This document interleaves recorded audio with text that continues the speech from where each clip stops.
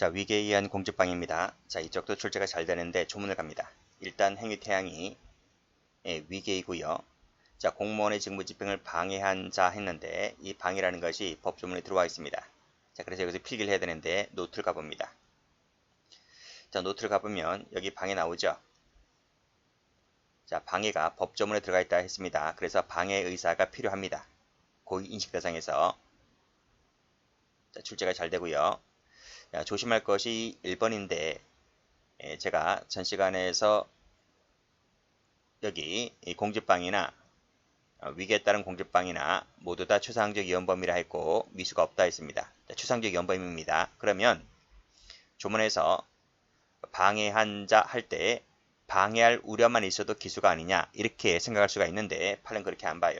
판례는 여기서 방해 결과가 발생해야지 기수가 된다 이렇게 보고 있습니다.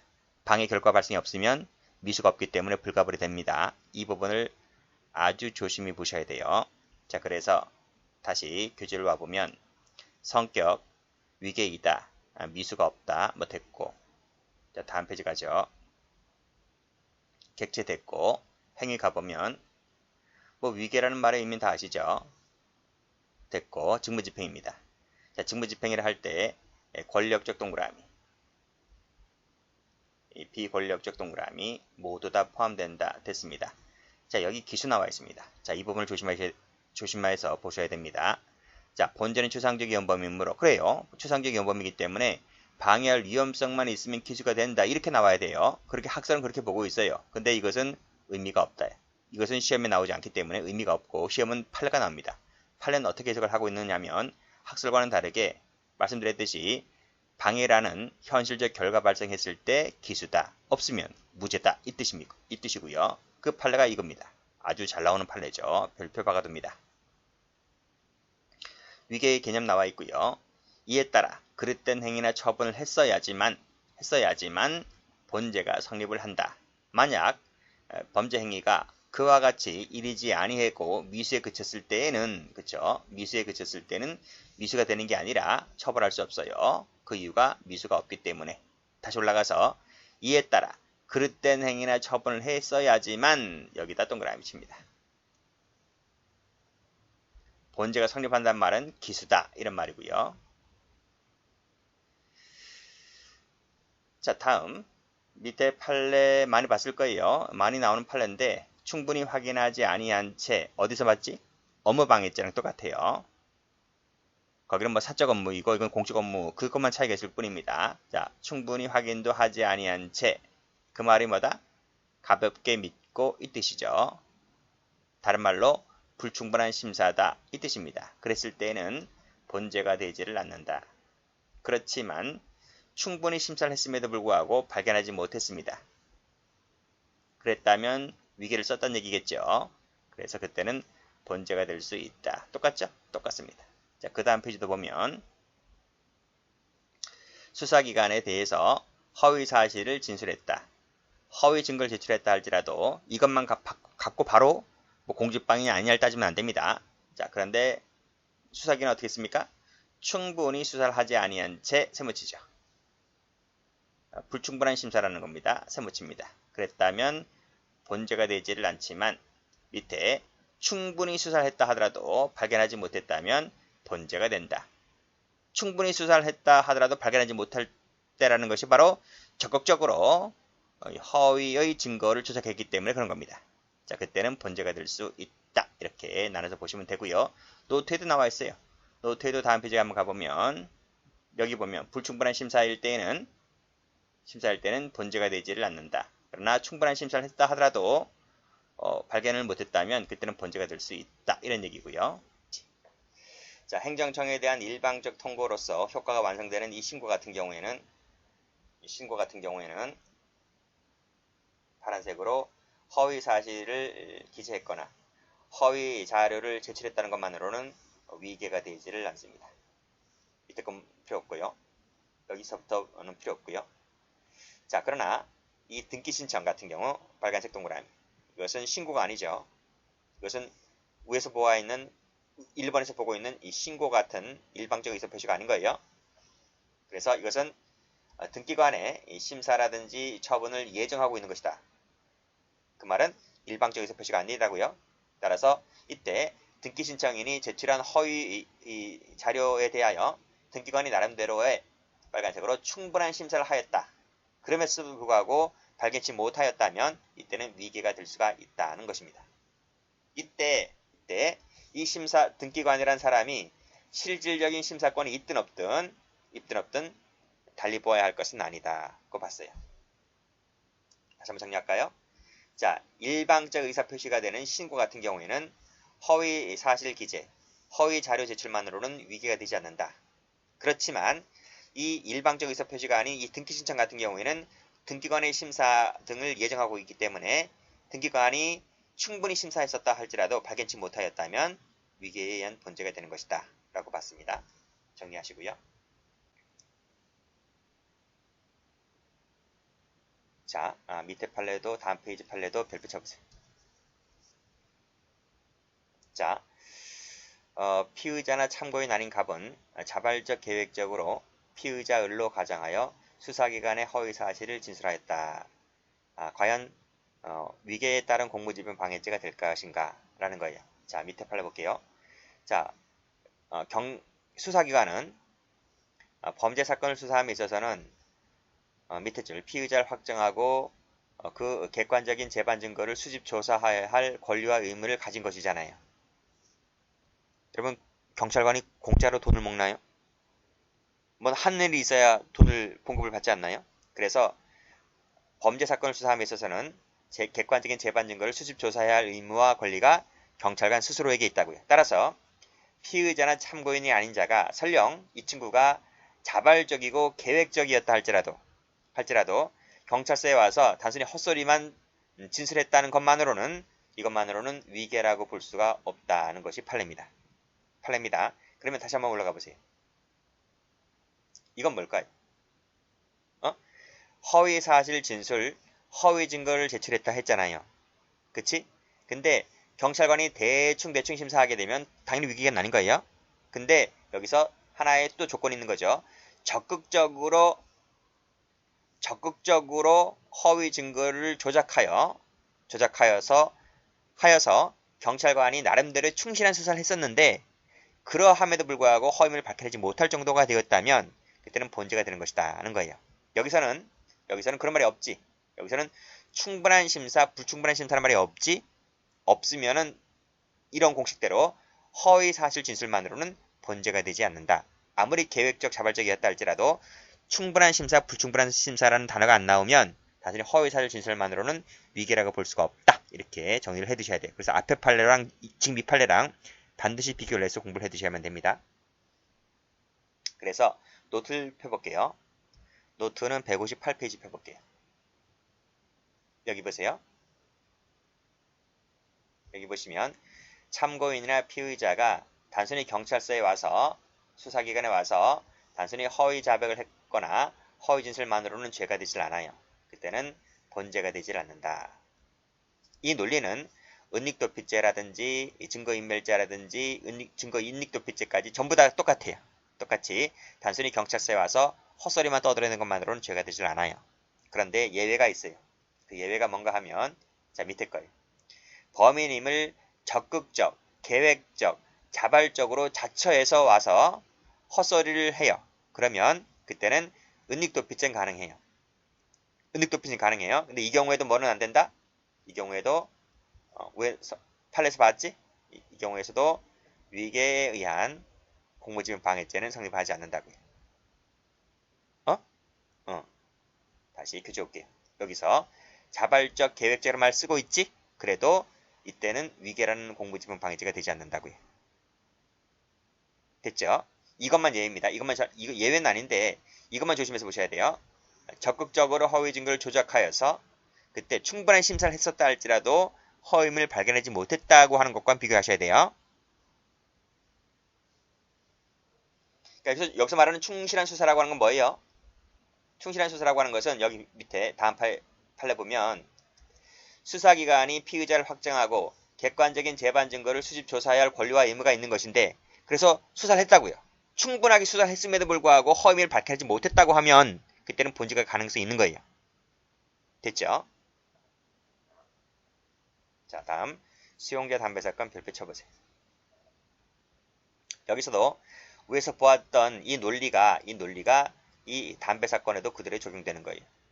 그래서 공무원으로 하여금 그 금지규범의 위반 여부를 감시 단속하게 하고 있는 경우에 그 공무원에게는 그 유무를 감시하고 확인하고 단속할 권한과 의무가 있는 것이다. 이런 말이.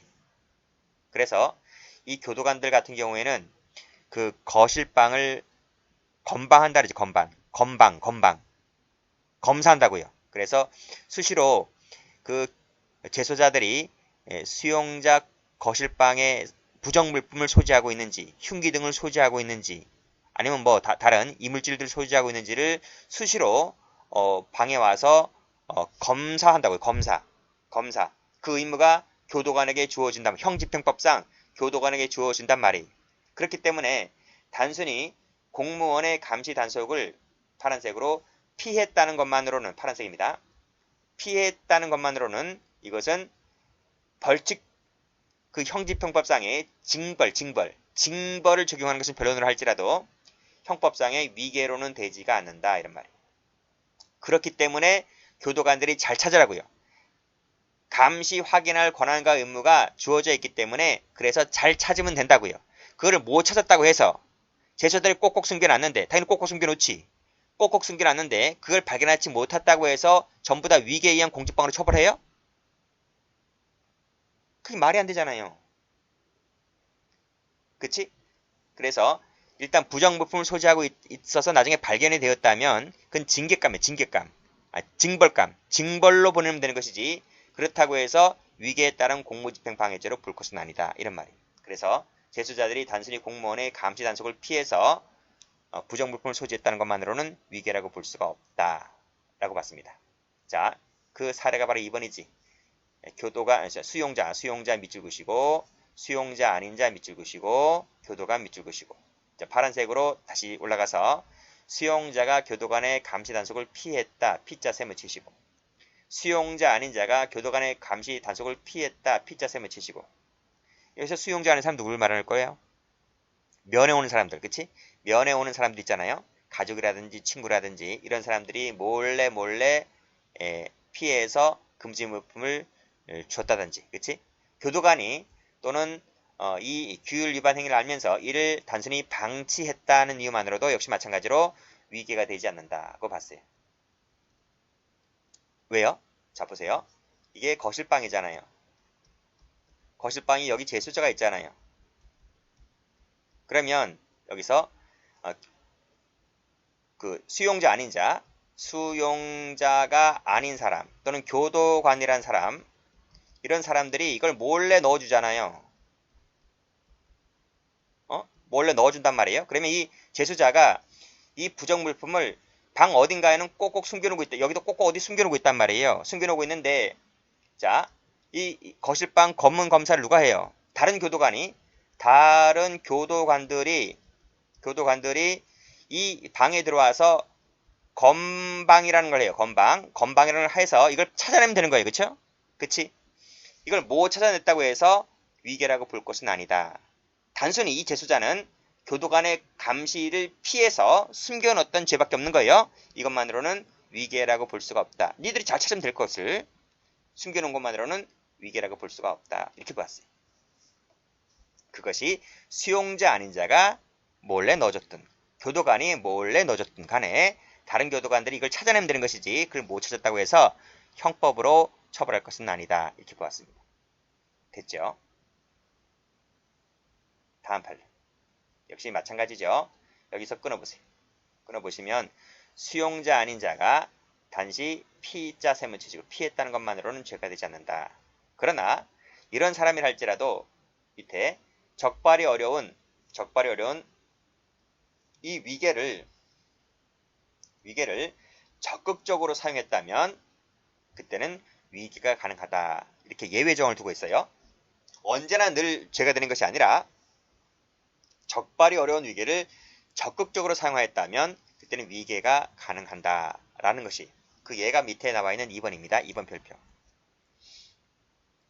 변호사 동그라미. 변호사가 접견을 핑계로 이제 접견하러 오죠. 오는데 휴대전화기와 단말기를 구치소 내로 몰래 반입해서 들어와요. 그랬을 때는 이것이 위계가 가능하다고 보는 겁니다. 왠가 하면 여기서 이 제소자 아닌 수용자 아닌 사람에는 변호사가 포함되는 건 맞아요. 변호사가 포함되는 건 맞는데 변호사는 그래도 공익적 지위를 가진 사람이잖아요. 그게 사설 변호사이든 아니든 간에 공익 변호사든 사설 변호사, 국선 변호인이든 국선 변호인이 아니든 간에 이 사람이 공익적 지위를 가진 사람이잖아요. 그래서 이 사람이 교도소나 구치소로 들어올 때 교도관은 이 사람을 신뢰해요. 신뢰해서 이 사람의 소지품을 검사할 때 탈탈탈탈 털어서 검문 검사하는 게 아니에요. 일단 변호사라고 했기 때문에 신분증만 제시하고 그 다음에 자기 핸드폰 꺼내놓고 그 다음에 가방을 들고 들어간단 말이에요. 그때 잠깐 봅시다. 그 가방에 뭐가 들었는지 봅시다. 이렇게 검문 검사가 안 한단 말이에요. 왜? 우리가 너네를 믿기 때문에. 근데 변호사가 들어와서 접견할 때 교도관을 속이는 거죠. 교도관을 속여서 교도관은 그 자리에 특히 변호사와 미결수가 접견할 때 교도관은 이 청취, 녹취 이게 안 돼요. 멀리서 감시는 가능한데 청취, 녹취 참여가 안 된단 말이죠. 그래서 이렇게 숨기는 건 쉬워요. 가방으로 이렇게 가방으로 해서 이렇게 시야를 가린다든지 하면서 이렇게 몰래 집어넣을 수 있단 말입니다. 그랬을 때는 뭐다? 이것은 단순히 감시를 피하는 것과는 차원이 다르게 위계를 썼다. 그래서 그때 변호사가 몰래 집어넣었을 때는 위계에 따른 공무집행 방해죄가 된다. 이런 논리입니다. 됐고, 자 밑에 판례도 펼쳐 볼게요. 똑같죠? 비자 발급 업무와 같이 이런 경우에 있어서 업무 담당자가 파란색으로 충분히 확인도 하지 아니한 채 세모, 가볍게 믿고 세모, 수용하였다면 죄가 되지 않는다. 자 밑에 그러나 빨간색으로 충분한 심사, 빨간색입니다. 하였으나 발견하지 못하여서 수리하게 될 정도가 되었다면 이때는 위계를 쓴 것이다. 이렇게 보았습니다. 여기까지 똑같죠? 똑같아요. 자 밑에 판례 보기. 3번 별표. 자 불법 체류로 강제 출국 당한 적이 있던 중국 동포가 이름과 생년월일을 변경한 호구부를 발급받아, 그러니까 우리나라로 치면 주민등록증을 발급받았다 이런 말이에요. 대한민국 총영사관에 제출하였고 변경된 명의로 입국 사증을 발급한 다음 입국하여 그 명의로 외국인 등록증을 발급받았다 그랬습니다. 빨간색으로 발급받았다에다가 동그라미 치셔야 돼요. 발급받았다 라고 했을 때 이때 뭐가 됩니까? 위계를 썼다는 거예요. 위계를 썼다. 그치? 그래서 이 담당 공무원이 충분한 심사를 하였다 할지라도 그것이 허위임을 발견하지 못할 정도까지 갔기 때문에 이때는 위계에 의한 공무집행 방해죄가 된다고 봤습니다. 자, 꼭 귀화 허가가 이루어져야지만 기수가 되는 건 아니에요. 이루어지는 것이 아니고 여기서 색깔 칠할 부분은 발급받게 되면 기수가 된다는 거예요. 여기까지죠. 여기까지가 되면 추상적 위험이 발생했다. 이렇게 보는 거예요. 귀화 허가까지 이루어져야지만 기수가 된다고 하면 틀려요. 자, 밑에 필기 한번 해볼까요? 뒤에 나오는데, 뒤에 나옵니다. 자, CF 한번 해보시고. 지금처럼, 명의로 외국인 등록증을 발급받았잖아요. 발급을 받게 되면, 그때는, 위계에 의한 죄가 된다. 자, 그런데, 발급받지 않고요. 접수만 했어요. 접수까지만 나갔어요. 접수까지만 나가고 발급은 못 받았습니다. 그랬을 때에는 위계에 의한 죄가 되지 않아요. 미수일 것 같은데 미수범 처벌정이 없어요. 자, 이때는 여기까지만 나갔을 때는 미수이지만 but 미수 처벌을 하지 않기 때문에 유죄다 이렇게 보시면 되겠네요. 판례 두 가지 다 있습니다.